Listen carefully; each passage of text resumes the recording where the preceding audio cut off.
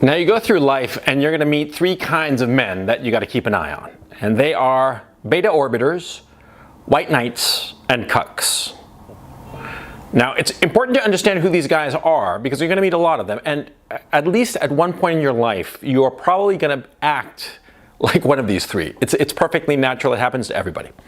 Okay, so before we get going, let's define what are beta orbiters, what are white knights, and what are cucks. Beta orbiters are basically guys who hang around women that they want, hoping that one day that woman will realize, oh, I'm in love with the beta orbiter. I love him and I want to have babies with him. That's their hope, their desire, their dream, their daydream, you know, the thing that they jerk off to the most, okay? Now, that's a beta orbiter. And it's usually a guy who feels that the woman he worships, because beta orbiters tend to worship the woman that they desire, that they orbit, well, they think that they're unworthy somehow, or they're just not up to their level, that that the woman is out of his league. They don't realize, of course, which is that, see, no woman is out of your league. No woman at all.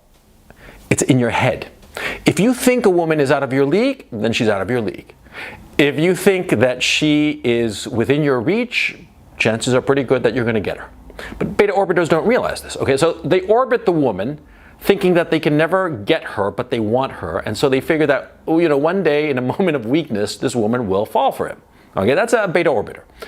Now, a white knight is a little bit different. A white knight is a guy who always defends a woman. Right, the name, white knight. You know, he comes a white knight on his white horse, and he comes to save the damsel in distress, okay? He sticks up for the woman. The woman is saying something ridiculous, outrageous, you know, 2 + 2 = 5, you know, or I don't know, the sky is green. Everybody's arguing with a woman, and what does a white knight do? He takes her side. He takes her side and says, no, the sky is green, 2 + 2 = 5, you know, that's a white knight. The reason that they're doing it is because they want to curry favor with a woman, okay? You see the pattern emerging, of course. Now, a cuck is a man who knows that his woman is fucking or has fucked some other guy while she was supposed to be with him, and he puts up with it, okay? Now, it's sort of like different from a cuckold. See, you know, you can be with a woman and unbeknownst to you, she's fucking other men. Now, that would make you a cuckold, but not a cuck. A cuck is much worse because a cuck knows that his woman has fucked or is fucking other men, but he stays with her. That's the difference between a cuck and a cuckold. A cuckold, you know, you can be a cuckold unawares. A cuck, that's low. That's just, it's just so low because he knows. He knows, and instead of doing the manly thing, the thing that you ought to do, which is turn around and walk out the fucking door, what does the cuck do? He tries to work on the relationship. Oh yes, we had a little bit of a crisis, but we worked through it. This translates as, in normal speak, it translates as, yeah, my woman was fucking some other guy, but she convinced me to put up with it and take her back and just accept it. That's what it means. I mean, there's no other way to look at it, okay? Now, what do beta orbiters, white knights, and cucks have in common? They all desire a woman. They all desire that woman. But they think two things. They think, number one, they will never find somebody as good as her. The good as her in whatever quality or whatever category you care to define it, whatever is important to the guy. They think that they will never find a woman as good as her. And they are so overwhelmed by their desire that they are willing to rationalize their own behavior and somehow sort of like explain it away so as to continue to desire this woman. You see what I'm trying to say? It's actually kind of subtle.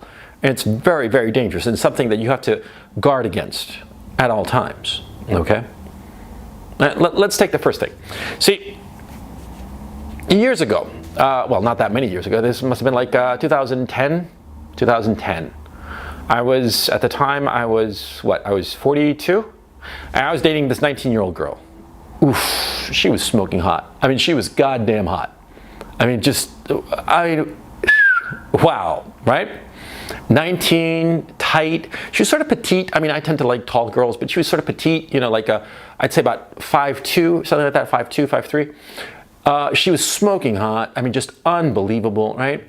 And I remember very clearly one time in bed, I thought to myself, I'm never going to get a woman as hot as this one. Never. You know, this is as hot. This is the peak of my you know, sexual whatever. I'm never going to get a woman as hot as this one.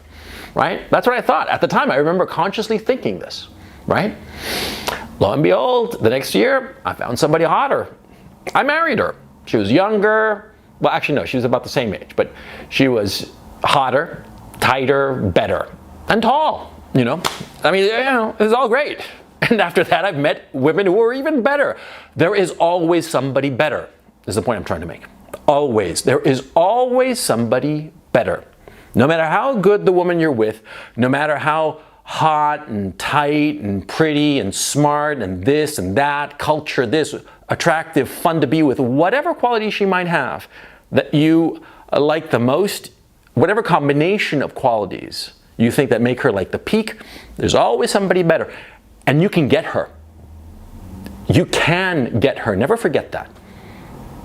Just by believing that you can get her, you will get her. It's the paradox of the sexes and the man-woman thing and male confidence. Just by believing you can get a hot woman, you get the hot woman. I mean, it's life, okay? So just know that thing. If anything, if you walk away from this video with one piece of knowledge, know that no matter how hot the woman you're with, you can find somebody better. But the beta orbiter, the white knight, the cuck, he doesn't believe this. He doesn't think it's even possible. He'll say that you're full of shit. I'm sure that cucks and beta orbiters and white knights who are watching this video are going to say that I'm completely full of shit and I don't know what I'm talking about. Fine. But the fact of the matter is that these beta orbiters and white knights and what have you, they fall into this trap. They fall into the trap of thinking that that woman is the best that they can get, and so they have to do the foolishness that they do. Because it's all desire. They want the woman so much, and they don't know how to get her, for whatever reason. It could be that the guy is actually good with women, but he just meets the kryptonite, and we all have our kryptonite.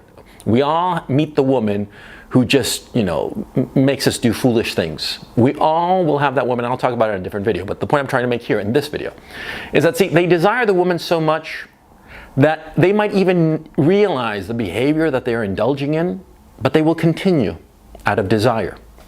Now, the cuckold is the saddest of them all, because he's willing to sacrifice his sense of self, his soul, to continue with the woman who's cucking him.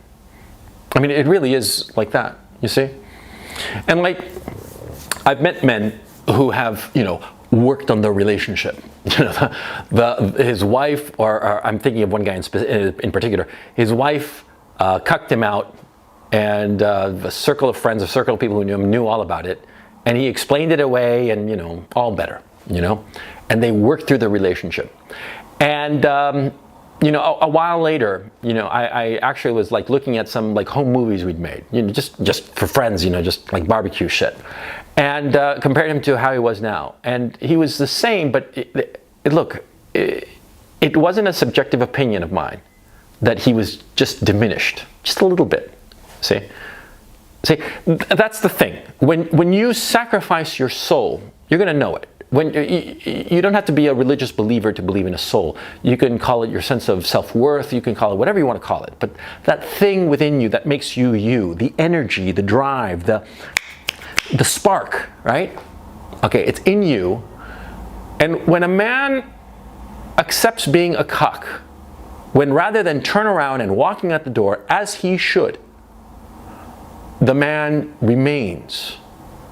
Well, when he remains, he becomes diminished. His soul begins to evaporate somehow. And it's not that, you know, that the guy goes from like 100, he goes down to 0. No, it doesn't work that way. He goes from 100 to just like 95. It's just a little bit, just a tiny little fraction, but it's enough. You see those guys who run the 100-yard dash, you see those skiers that do the giant slalom, right? And victory, what's victory? It's fractions of a second, not even fractions, like thousandths of a second. Just that little tiny bit, just that little tiny sliver. That's all it takes. That's what happens to cucks. They lose their soul, and not like a big chunk of it, just a tiny little fraction. But it's that tiny little fraction that changes a man, that makes him just, I mean, I'm thinking about this guy I was telling you about, right? And great guy and great professional. I mean, he did very well in his profession. Just great in every way, but there was something just diminished. It's so hard to see it. It's so hard to tell. But it's obvious. It's as obvious as, for instance, you can always tell when a woman is ovulating. Always. You can always tell when a woman's on her period. Always. Because there's something coming off of them, like a vibe, like a feeling, you know? You can always tell when she's ovulating, and all the other guys in the bar will know. They did a study one time. You know, women who were ovulating and were strippers in a strip club, women strippers who were ovulating, they got better tips than the women who were on the pill. The women who were on the pill, their tips were like sort of like flatline, but the women who weren't on the pill and who ovulated naturally, they got better tips, noticeably more. And you know, just prima facie, there was no difference, but there's a tiny little difference, see? And that's why they got more tips. A guy who allows himself to be cuckolded, it's like that. It's just that, it's a tiny little sliver that he's diminished. Yeah.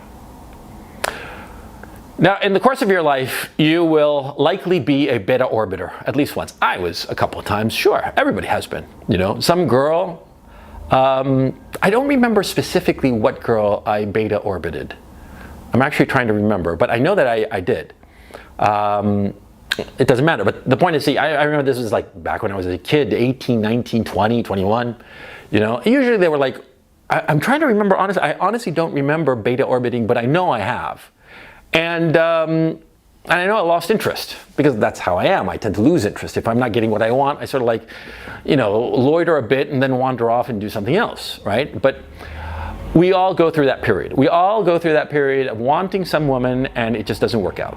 It just doesn't work. She doesn't want us. Yeah, okay? Later, she'll want us.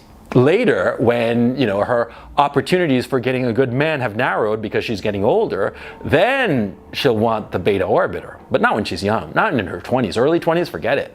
She'll have the beta orbiter just for kicks, but she's not going to fuck him. She's not going to be with him, you know?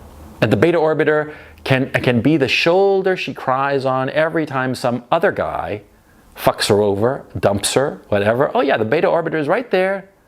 And he's like, here, it's okay. I'm your friend. I'll be your friend. You can be the shoulder I cry on. You know, what the fuck is that? Okay? But that's beta orbiter. That's how they work. And we've all been there at some point or another of, like, you know, pining after some girl who doesn't want us. And so insofar as the beta orbiter is concerned, you got to realize, internalize the lesson. If you're not getting the woman that you want right that second, move on, because you'll find her. Because she's just out there. There are billions of women out there. You'll find one, no problem, okay? But it's the belief that you won't, the lack of self-confidence.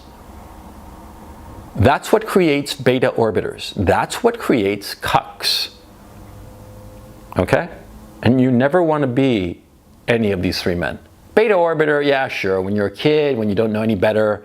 But once you get grown up, and you're moving on into the world, you don't want to be a beta orbiter, and you sure as shit don't want to be a cuck. Okay?